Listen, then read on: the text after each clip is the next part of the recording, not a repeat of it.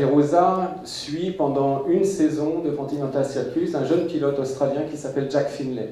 Il court en 350 et en 500. L'année d'avant, en 68, il est vice-champion du monde derrière, avec Agostini. Il court à ce moment-là sur une Matchless McIntyre, 500 cm3 contre 4 cylindres Augusta d'Agostini. Pour faire ça, pour faire juste ça, Finlay est un héros. C'est un truc fou. Et oui, c'est un truc fou. Et qu'est-ce que c'est qu'une Matchless McIntyre? C'est un 500 mono anglais. Je crois qu'avant c'était l'élimination A7 ou un truc comme ça. McIntyre, c'est parce que c'était le propriétaire McIntyre qui avait fait un cadre. Il était mort, il s'était tué dessus, et sa veuve avait vendu la machine à Finlay pour qu'il soit vice-champion. C'est une histoire de cinglé. Là, on est déjà au pays des morts, ça commence à vibrer. C'est un film complètement romantique, absolument romantique.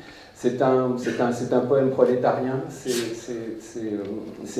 Qu'est-ce que c'est que le rock? Voilà, c'est une vision du rock'n'roll pour moi. Et qu'est-ce que je pourrais dire d'autre? Et ce qu'il y a d'absolument remarquable dans le film, c'est ce qui en fait vraiment un très grand documentaire, c'est qu'il suit un personnage, Finlay, et sa femme, sa compagne, Nanou.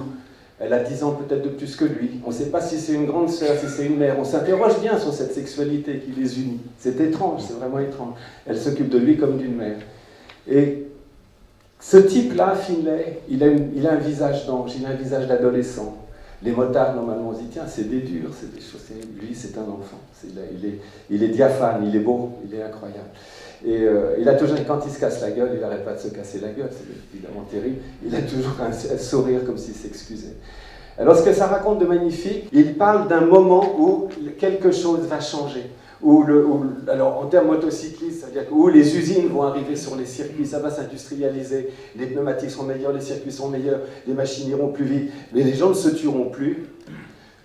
C'est ce moment charnière, il raconte ça. Et je trouve que c'est toujours très très beau quand un documentaire saisit ça, saisit à travers une personne, à travers un événement, un changement majeur qu'on n'évaluera pas forcément au moment où ça se produit.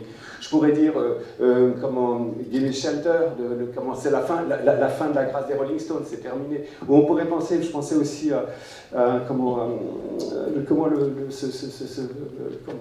ce film, ce festival, Monterey Pop, où là, c'est tout à coup une nouvelle musique arrive, c'est évident, c'est comme s'il y avait deux plaques telluriques qui se touchaient, de tectoniques qui se touchaient, pardon. Et je trouve que la beauté du film de La Perusa, hormis tout simplement la beauté des images, ce qu'il a fait au montage, c'est de saisir exactement ça, c'est de saisir ce moment où les choses vont changer.